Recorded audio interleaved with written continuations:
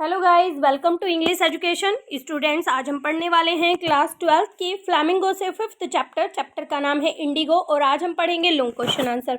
और इससे पहले हमने चैप्टर की समरी को रीड कर लिया है, शॉर्ट क्वेश्चन आंसर भी रीड किए हैं। अगर आपने वो वीडियोज़ नहीं देखी हैं तो डिस्क्रिप्शन बॉक्स में आपको लिंक मिलेगा, वहाँ से आप उन सभी वीडियोज़ को देख सकते हैं। तो चलिए स्टार्ट करते हैं, काफ़ी इंपॉर्टेंट चैप्टर है यहाँ पर। क्वेश्चन नंबर 1 है, what solution to the problems of the poor did Gandhi suggest? How far did the Champaran movement help in this direction? तो देखिए, वो जो गरीब लोग थे, पीजेंट्स थे, उनकी जो प्रॉब्लम थी, उनके लिए गांधी जी उन्हें क्या सजेस्ट करते हैं, क्वेश्चन है ये। और फिर how far did the Champaran movement help in this direction, और जो चंपारण मूवमेंट था वो इस डायरेक्शन में किस तरह से हेल्प करता है। अब यहाँ पर इसी से रिलेटेड एक और क्वेश्चन है, the real relief for them is to be free from fear remarked Gandhi ji. Gandhi ji remark करते हैं कि वो जो है इस तरह से उन्हें वास्तव में आराम मिलेगा। वो जो डरे हुए लोग थे वो उस डर से फ्री होंगे। What do you think was the beginning of their liberation from the fear of the British? तो आप क्या समझते हैं, आपका क्या विचार है कि कैसे शुरुआत हुई इस लिबरेशन की? वो जो डर था ब्रिटिशर से वो डरते थे, उस डर से वो किस तरह से मुक्त होते हैं, किस तरह से उन्होंने लिबरेशन की शुरुआत की थी। तो देखिए, the sharecropper peasants had to grow indigo on 15% of their holding and surrender the indigo harvest as rent to the landlords. तो देखिए, वो जो ब्रिटिशर थे वो लैंडलॉर्ड बन गए थे यहाँ पर आकर, और जो किसान थे, पीजेंट्स मीन्स होता है किसान, जो शेयर क्रॉपर थे वो जो किसान थे वो 15% लैंड के ऊपर इंडिगो की खेती किया करते थे, और एज ए रेंट उन लैंडलॉर्ड्स को वो दे दी जाती थी, सरेंडर कर दी जाती थी, यानी कि उन्हें कुछ नहीं मिलता था। The Germany developed synthetic indigo. अब जर्मनी ने क्या किया, सिंथेटिक इंडिगो डेवलप किया। The British planters started extracting money. Extracting means होता है ऐंठना, खींचना, legally and deceitfully as compensation from the peasant for being released from the 15% arrangement. तो देखिए, ये जो लैंड उन्हें दी गई थी जिसपे वो 15% इंडिगो ग्रो कराते थे एज ए रेंट, वो दे रखी थी, वो रेंट लेते थे वहाँ से। तो उन्होंने क्या किया, जब उन्हें पता चला कि सिंथेटिक इंडिगो ग्रो कर दिया गया है तो वो भी इसी तरह का इंडिगो ग्रो करने लगे। और जो ब्रिटिशर प्लांटर थे ना, उन्होंने क्या किया कि किसी भी इलीगल तरीके से उनसे पैसा ऐंठ लिया जाए, उन्हें धोखा दिया जाए। अब कंपनसेशन के रूप में उन्होंने क्या किया, उन्होंने कह दिया कि ये जो 15% लैंड तुम्हें दे रखी है ना, इसके बजाय वो उन्हें पैसा वापस करे, पैसा दे इतनी लैंड का, अब जो है तुम्हें इंडिगो की खेती नहीं करनी पड़ेगी। The peasant were made to sign new agreement and pay money. अब उन्होंने जो है क्या किया, उस एग्रीमेंट को साइन कर दिया और उसके लिए पैसे चुका दिए। The planters behaved as lords above the law. तो वो जो प्लांटर्स थे ना, वो क्या करते थे, वो लॉर्ड की तरह बिहेव करते थे उन गरीब किसानों के ऊपर। Many peasants engaged lawyers as hefty fee and went to court. अब उनमें से कुछ किसानों ने क्या किया, लॉयर को एंगेज कर लिया, यानी कि उन्होंने अपने लिए वकील रख लिए और उन्हें ज़्यादा मोटी फीस देते थे, मोटी रकम देते थे, और कोर्ट में जाने लगे कि भाई हमारे साथ ये भेदभाव हो रहा है। पहले तो क्रॉप ले ली जाती थी, अब उसके बदले पैसा लिया जा रहा है। अब क्या होता है, the Muzaffarpur lawyer briefed Gandhi about the peasant for हुम दे फ्रिक्वेंटली रिप्रेजेंटेड इन कोर्ट। अब जो मुजफ्फरपुर के लॉयर थे, गांधी जी वहाँ पर पहुँच जाते हैं, वो उन्हें इन सब चीज़ के बारे में बताते हैं कि पीजेंट्स जो हैं बार बार कोर्ट में क्यों जाते हैं। उनका रीज़न ये था कि वो बार बार कोर्ट में जाते थे क्योंकि उन्होंने उस पर केस किया हुआ था।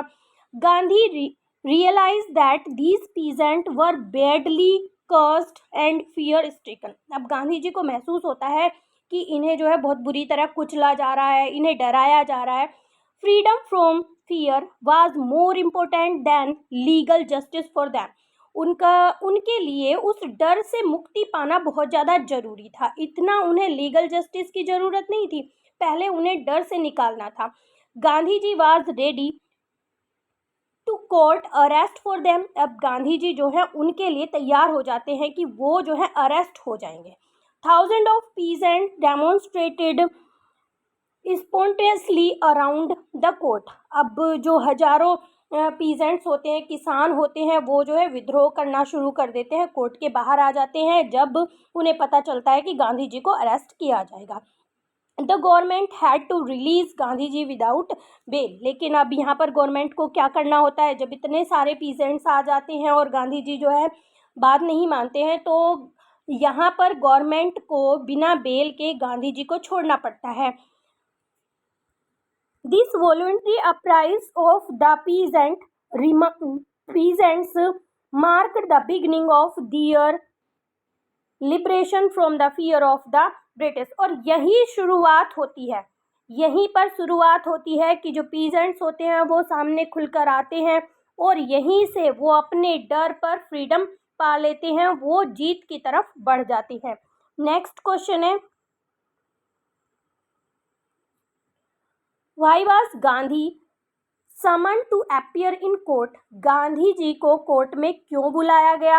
How did he gain his liberty. और किस तरह गांधी जी ने अपनी लिबर्टी गेन की, किस तरह से उन्हें स्वतंत्रता मिली, कि यानी कि उन्हें कोर्ट नहीं जाना पड़ा। तो देखिए, गांधी हैड रीच मोतिहारी। गांधी जी जो है मोतिहारी पहुंच गए थे। द कैपिटल ऑफ चंपारण, जो चंपारण की कैपिटल थी। To study the problem of the sharecropper peasants. वहाँ पर उन्होंने जो है वो जो गरीब किसान थे उनकी प्रॉब्लम को स्टडी किया। He was on his way to a neighbouring village. वो जो है रास्ते में ही थे, एक पास के गाँव में थे। Where a peasant was ill treated, जहाँ पर एक किसान के साथ बहुत बुरा व्यवहार किया गया। On the way he was stopped by the police superintendent messenger and order to return to town. अब वहीं पर गांधी जी को रोक लिया गया। जो पुलिस के सुपरिटेंडेंट के मैसेंजर थे ना, उन्होंने वहाँ पर रोका और कहा कि आप वापस लौट जाएं। व्हेन ही रीच्ड होम, जब वो घर पहुँचे, he was served with an official notice to quit Champaran at once. और तो उन्हें एक नोटिस मिला और नोटिस में क्या था कि तुम अभी तुरंत के तुरंत ही चंपारण से लौट जाओ। Gandhi road on the receipt that he would disobey the order. अब उस रिसिप्ट के ऊपर गांधी जी लिख देते हैं कि वो इस ऑर्डर को नहीं मानते हैं। So Gandhi receive a summon to appear in the court the next day. और यही कारण था कि उन्हें अगले दिन कोर्ट में आने के लिए कहा गया। अब अगले दिन क्या होता है, next morning the town of Motihari was black with peasants. यानी कि वहाँ पर बहुत सारे पीजेंट्स जो है पहुँच जाते हैं, पूरा काला हो जाता है मोतिहारी पीजेंट से। Thousand of peasant demonstrated voluntarily outside the court. अपनी इच्छा से जो सारे पीजेंट्स थे ना, वो अपनी इच्छा से वहाँ पर विद्रोह करना कोर्ट के बाहर शुरू कर देते हैं। द प्रोसिक्यूटर रिक्वेस्टेड द जज टू पोस्टपोन ट्रायल। अब जो प्रोसिक्यूटर होते हैं वो जज से रिक्वेस्ट करते हैं कि ये जो सुनवाई है इसे पोस्टपोन कर दिया जाए। Gandhi ji protested against the delay. अब ये जो देरी की जा रही थी कि सुनवाई नहीं हो रही थी, गांधी जी इसके विरुद्ध खड़े हो जाते हैं। He read out the statement pleading guilty. और उन्हें जो है दोषी करार दे दिया गया था। He asked the penalty, penalty के लिए उन्हें कहा गया। द जज announce that he would pronounce the sentence after a 2 hour recess. तो यहाँ पर जो जज होते हैं ना, वो अनाउंस करते हैं कि 2 घंटे बाद, रेसेस के बाद जो है इस सुनवाई को किया जाएगा। He asked Gandhi ji to furnish bail for that period. तो यहाँ पर गांधी जी को कहा जाता है, फर्निश मीन्स होता है देना, गांधी जी को बेल देने के लिए कह दिया जाता है। गांधी रिफ्यूज, लेकिन गांधी जी यहाँ पर मना कर देते हैं कि उन्हें बेल नहीं चाहिए।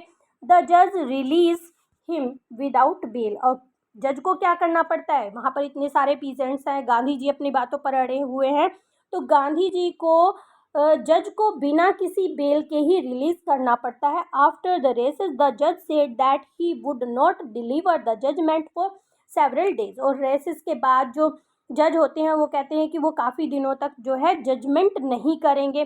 Meanwhile he allow Gandhi ji to remain at liberty. और यही कारण था कि उन्हें जो है स्वतंत्रता मिल जाती है। Several days later Gandhi received a letter. अब कुछ दिनों बाद गांधी जी को एक लेटर मिलता है। The case against him had been dropped. उनके विरुद्ध जो केस किया गया था ना वो हटा दिया गया था। The civil disobedience had triumphed for the first time in India. और इस तरह से वो जो सिविल डिसओबीडेंस था ना, यानी कि वो असवर्णीय अवज्ञा आंदोलन था, वो एक तरह से उसकी जीत हुई थी। आंदोलन नहीं था, सविनय अवज्ञा था, जो मतलब उन्हें आज्ञा दी गई थी और उन्होंने मना कर दिया गया था। इस तरह से वहाँ पर पहली बार ऐसा हुआ था कि इंडिया में किसी इंडियन को इस तरह जीत मिली थी। द पीजेंट आफ्टर कंसल्टेशन, यहाँ से ये हमारा लास्ट क्वेश्चन है, वो किसी दूसरे क्वेश्चन का था जो हमने बीच में छोड़ दिया था। तो देखते हैं, how did Gandhi work for rural uplift during his stay in Champaran. अब जब गांधी जी चंपारण में रुके तो उन्होंने किस तरह से वो जो रूरल एरिया था, वो बहुत बैकवर्ड थे, उन्हें किस तरह से ऊपर उठाने की कोशिश की, उनके लिए, उनके वेलफेयर के लिए उन्होंने कैसे काम किया। Gandhi wanted to do something to remove the cultural and social backwardness in Champaran village. तो गांधी जी क्या चाहते थे कि वो जो विलेजर्स हैं, ये जो चंपारण के गांव हैं, इनमें इतनी सामाजिक सांस्कृतिक इतनी बैकवर्डनेस है, इतने पिछड़े हुए थे वो, तो वो चाहते थे कि वो उनके लिए कुछ करें और ये जो बैकवर्डनेस है इसको वो हटाएं। ही अपील फॉर टीचर्स, इसके लिए उन्होंने कुछ टीचर से अपील की। Two young disciples of Gandhi, Mahadev Desai and Narhari Parikh. यहाँ पर उनके दो शिष्य सामने आते हैं, जिसमें से एक था महादेव देसाई और दूसरा था Narhari Parikh. And their wives volunteered themself for work. वो अपनी इच्छा से तैयार हो जाते हैं उनके लिए काम करने के लिए। Several other respond for from distant part of the country. कुछ और लोग दूसरे कंट्री के कुछ दूर हिस्सों से उनके सामने आते हैं, वो रेस्पॉन्ड करते हैं। Mrs Kasturba Gandhi and Devdas, Gandhi ji is youngest son. तो यहाँ पर ये उनकी पत्नी है कस्तूरबा गांधी, और उनके बेटे थे, जो सबसे छोटे बेटे थे, वो भी सामने आते हैं, वो भी मदद करने के लिए आते हैं। अराइव्ड फ्रॉम आश्रम, वो आश्रम से वहाँ पर पहुँच जाते हैं। Primary school were open in 6 villages. तो 6 गाँव में प्राइमरी स्कूल खोले जाते हैं। कस्तूरबा टोट द आश्रम rule and personal cleanliness and community cleanliness. तो यहाँ पर जो कस्तूरबा गांधी थी वो आश्रम के रूल बताती हैं, पर्सनल क्लीनलीनेस के बारे में बताती हैं, या पूरे समुदाय के बारे की क्लीनलीनेस के बारे में बताती हैं। She also talk to women about their filthy cloth. तो यहाँ पर वो औरतों से बातें करती हैं उनके गंदे कपड़ों के बारे में।